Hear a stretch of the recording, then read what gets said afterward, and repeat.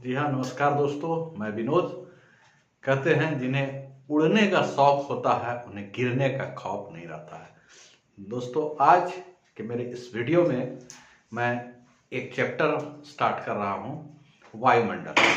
तो वायुमंडल जो है उस चैप्टर ज्योग्राफी के अंतर्गत आता है कि वायुमंडल कहते किसको है। पृथ्वी का जो ये आवरण बना हुआ है, ये वायु विभिन्न गैसों के लेयर हैं और विभिन्न लेयर है उसके आधार पर बना है।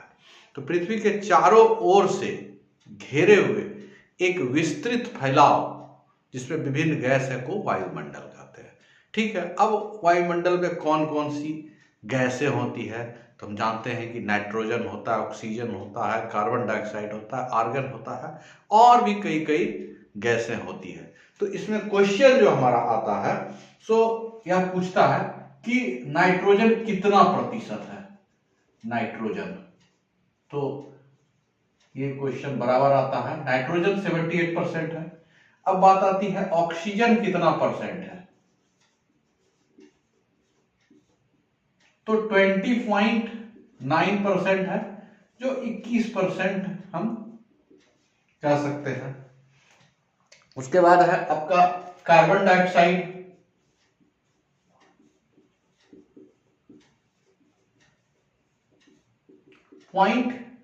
0.03% है, और अन्य गैस भी है, आर्गन भी है 0.034%। तो इस तरह के कई गैसों का एक मिश्रण है। और पृथ्वी के ताप को बनाए रखने के लिए, वो कंट्रोल करने के लिए कार्बन डाइऑक्साइड और जलवाष्प की मात्रा आवश्यक है। अब सबसे इंपॉर्टेंट इसमें पूछा जाता है कि पृथ्वी का जो विभिन्न, जो पृथ्वी से ऊपर है लेयर, उसके बारे में हम लोग बात करते हैं। तो सबसे नीचे जो होता है वो होता है ट्रोपोस्फेयर। ट्रोपोस्फेयर सबसे नीचे का लेयर। उसके बाद होता है स्ट्रेटोस्फेयर। उसके बाद है मेजोस्फेयर। फिर है आइनोस्फेयर और फिर है एक्सोस्फेयर। ये 5 लेयर है, 1 2 3 4 5। ये जैसे जैसे पृथ्वी से ऊपर हम बढ़ते हैं ये विभिन्न लेयर है। ट्रोपोस्फेयर को आप हिंदी में क्षोभ मंडल कह सकते हैं, क्षोभ मंडल कहते हैं। स्ट्रेटोस्फेयर को समताप मंडल कहते हैं, जैसा इसका नाम है समताप मंडल, समान तापमान रहता है। मेजोस्फेयर इसको मध्य मंडल कहते हैं। Ionosphere ion Mandal,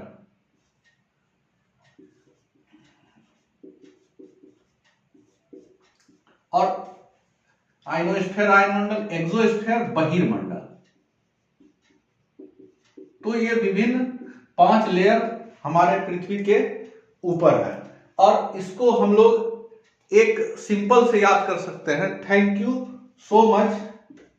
thank you so much import export.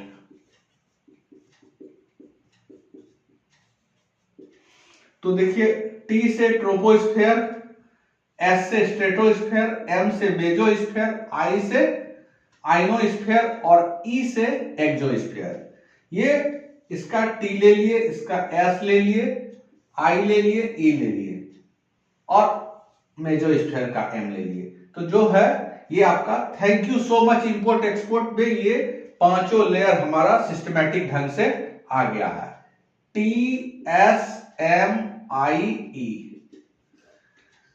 ये विभिन्न लेयर है। अब इस विभिन्न लेयर पर जो हमारे क्वेश्चंस आते हैं, अगर पूछा जाए पृथ्वी के सबसे निकटतम कौन सा है, तो ट्रोपोस्फेयर यानी क्षोभ मंडल है। उसके बाद कौन है, समताप मंडल है, मेजोस्फेयर मध्य मंडल, आयन मंडल और बहिर्मंडल।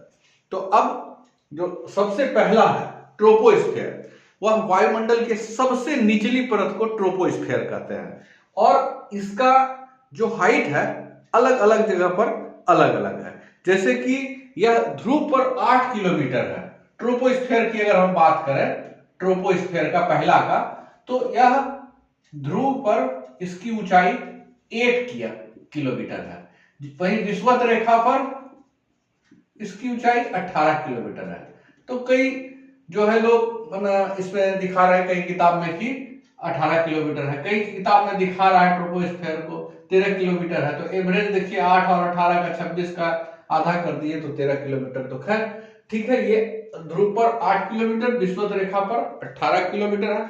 और इसमें जैसे जैसे हम ऊंचाई की ओर जाते हैं इसका टेम्परेचर जो है वह घटते जाता है, कम होते जाता है टेम्परेचर।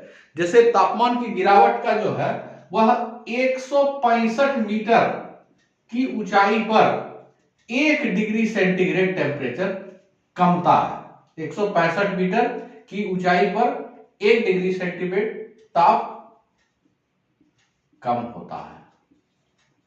इसी तरह 1 किलोमीटर अगर कोई ऊपर आ जाता है तो 6.4 डिग्री सेंटीग्रेड टेम्परेचर ताप कम होता है। ये हमारा जो है ट्रोपोस्फेयर का। अब ट्रोपोस्फेयर में एक बहुत महत्वपूर्ण क्वेश्चन आते रहता है, मैं कई बार देखा हूं, बादल, आंधी, तूफान, बरसात यानी मौसम संबंधी सारी घटनाएं जो होती है यह ट्रोपोस्फेयर में होती है। तो आप इसमें बादल, आंधी, तूफान यानी मौसम का जो हलचल होता है, मौसमी घटनाएं जो भी होती है, यह हमारा ट्रोपोस्फेयर में होता है। ट्रोपोस्फेयर में होता है। ये इससे यह निम्नलिखित क्वेश्चन हमारा बहुत इंपॉर्टेंट आता है। ये तो बहुत बार पूछा गया है कि बादल, आंधी, तूफान, वर्षा ये जो मौसमी घटनाएं होती है यह किस मंडल में होता है। तो यह हम निश्चित रूप से मारेंगे, यह ट्रोपोस्फेयर में है। और अगर हम बात करें कि हम लोग कहाँ रहते हैं तो हम लोग भी ट्रोपोस्फेयर में रहते हैं। पेड़ पौधा भी ट्रोपोस्फेयर में है, जीव जंतु भी ट्रोपोस्फेयर में है। तो ट्रोपोस्फेयर का अपने आप में बहुत इंपॉर्टेंस है और इससे कई क्वेश्चन बनता है। जो क्वेश्चन बनता है मैं वो एक एक करके क्लियर करते जा रहा हूं। अब बात आती है समताप मंडल की। दूसरा हमारा है समताप मंडल यानी स्ट्रेटोस्फेयर। स्ट्रेटोस्फेयर यानी समताप मंडल। इसी में ओजोन मंडल भी पाया जाता है। तो समताप मंडल में क्या होता है, जैसे इसका नाम है समान तापमान। इसमें जैसे स्ट्रेटोस्फेयर में जैसे जैसे हम लोग ट्रोपोस्फेयर में जैसे जैसे था कि हम ऊंचाई की ओर बढ़ते थे तो टेम्परेचर घट रहा था, लेकिन यहां पर क्या है कि समान तापमान रहता है। तो यह भी क्वेश्चन आता है कि किस लेयर में, किस मंडल में समान तापमान रहता है, तो स्ट्रेटोस्फेयर। और इसका एक बहुत बड़ा क्वेश्चन आता है कि वायुयान किस मंडल में उड़ता है। तो वायुयान उड़ाने का जो आदर्श मंडल है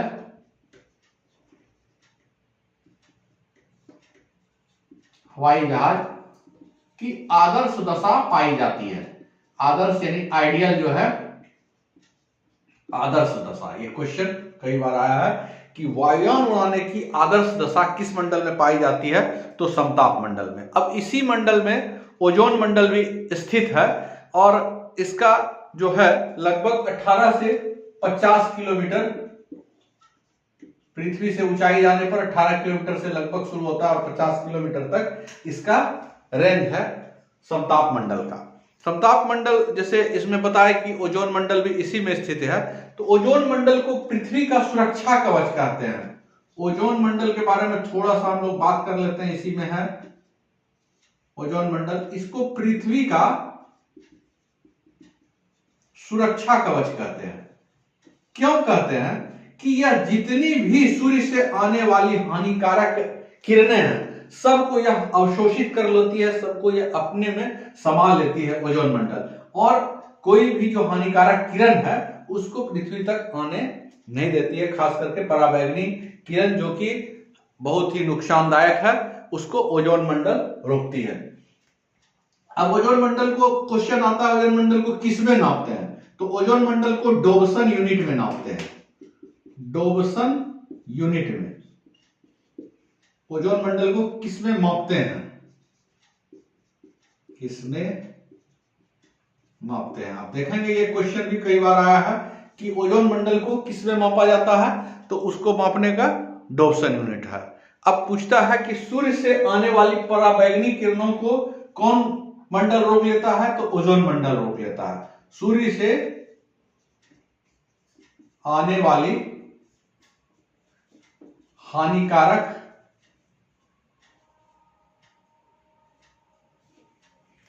किरण को अवशोषित कर लेती है।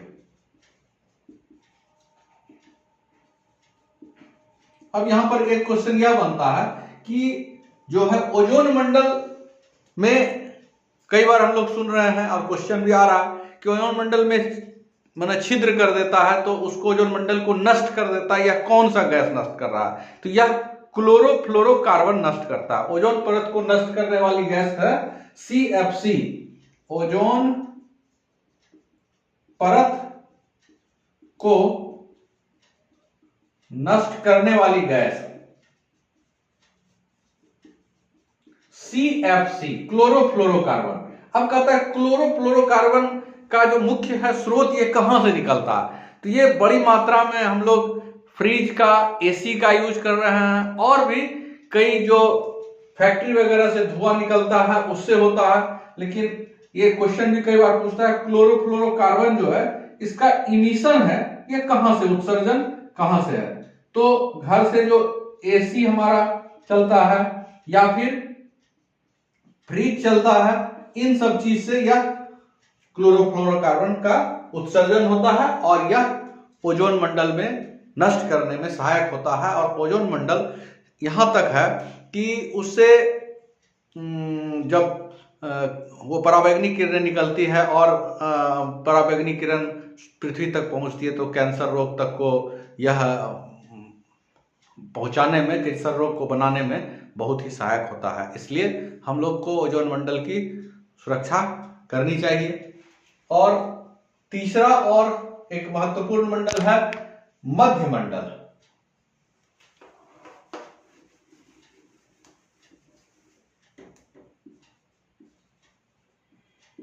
मध्य मंडल यानी कि मेजोस्फीयर।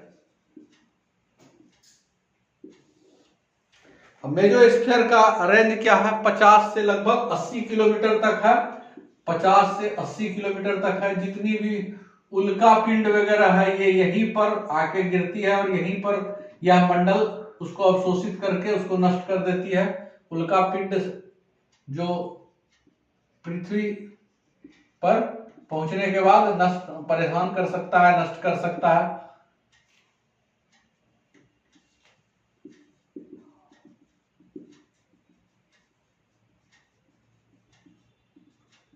तो ये यहीं पर अवशोषित हो जाता है मध्य मंडल में। मध्य मंडल का क्वेश्चन यह आता है कि उल्का पिंड किस मंडल में रुकता है, कहां पर आके? तो यह मध्य मंडल है। और अब हमारा नेक्स्ट जो है इंपॉर्टेंट है वह है आयनोस्फीयर। आयनोस्फीयर यानी कि आयन मंडल कहते हैं। आयनोस्फीयर को आयन मंडल कहते हैं। ये हमारा चौथा आयन मंडल या आयनोस्फीयर। तो आयन मंडल का जो महत्वपूर्ण प्रश्न पूछे जाते हैं कि रेडियो तरंगे कहां से लौट के आती है? जो हमारे पास रेडियो, टेलीविजन ये सब है, ये कहां से लौट के आती है? तो ये सब सारे आयन मंडल से ही लौट के आती है। रेडियो हो गया, टेलीविजन हो गया, रडार हो गया, ये सब जो काम करता है इसमें आयन मंडल का बहुत बड़ा रोल है। और आयन मंडल में ही जितने हम सैटेलाइट बनाते हैं, ये सैटेलाइट भी वहीं जाकर के स्थापित होता है। पूछता है सैटेलाइट किस मंडल में स्थापित होता है? सैटेलाइट किस मंडल में स्थापित होता है? तो यह भी आयन मंडल में स्थापित होता है। रेडियो तरंगे कहां से वापस लौटती है? तो आयन मंडल से रेडियो तरंगे वापस लौटती है। तो ये इससे 3 क्वेश्चन हमारा बन गया। रेडियो, टेलीविजन, रडार इत्यादि जो कार्य करता है किस मंडल से होकर कार्य करता है, तो आयन मंडल से। सैटेलाइट कहाँ शिफ्ट रहता है, तो आयन मंडल में। रेडियो तरंगे वापस कहां से लौटती है, तो आयन मंडल से। तो आयन मंडल का भी अपना बहुत बड़ा भूमिका है। और इसकी जो ऊंचाई है यह लगभग 80 से 640 किलोमीटर तक है। आयन मंडल का 80 से 640 किलोमीटर ऊंचाई तक है पृथ्वी से। और अंतिम है आपका बहिर्मंडल। बहिर्मंडल यानी एक्सोस्फीयर। तो अलग अलग किताब अलग बताता है। 640 किलोमीटर से ऊपर से रेंज को बहिर्मंडल कहते हैं। और बहिर्मंडल में जो है हाइड्रोजन और हीलियम, ये मुख्य रूप से 2 गैस, इसके अलावा भी गैस है। हाइड्रोजन एवं हीलियम की पर्याप्त मात्रा यहां मिलते रहती है। तो ये हमारे जो वायुमंडल थे, एटमॉस्फेयर थे, इससे संबंधित जो कुछ क्वेश्चन हमारे आते हैं, मैं कोशिश किया कि इसको आप तक पहुंचाऊं। और मैं बहुत ही जल्द पुनः एक नया वीडियो लेके आया हूं। और आपको जो एक लाइन मैंने दिया कि ये कैसे याद रखेंगे, troposphere, stratosphere, mesosphere, ionosphere. Thank you so much import export. T से हो गया ट्रोपोस्फेयर, एस से हो गया स्ट्रेटोस्फेयर, एम से मेसोस्फेयर, आई से आयनोस्फेयर, ई से एक्सोस्फेयर। तो इस तरह से हम लोग याद रख सकते हैं इसका क्रम और इसमें क्या क्या बातें हैं। मैंने प्रयास किया कि इसको जो भी प्रश्न हो मैं आप लोगों तक पहुंचाऊं। और ये बहुत महत्वपूर्ण प्रश्न है। तो मैं बहुत ही जल्द आपको नया वीडियो लेके आ रहा हूं, उसमें और भी अच्छे अच्छे प्रश्न लेके आ रहा हूं। Thank you.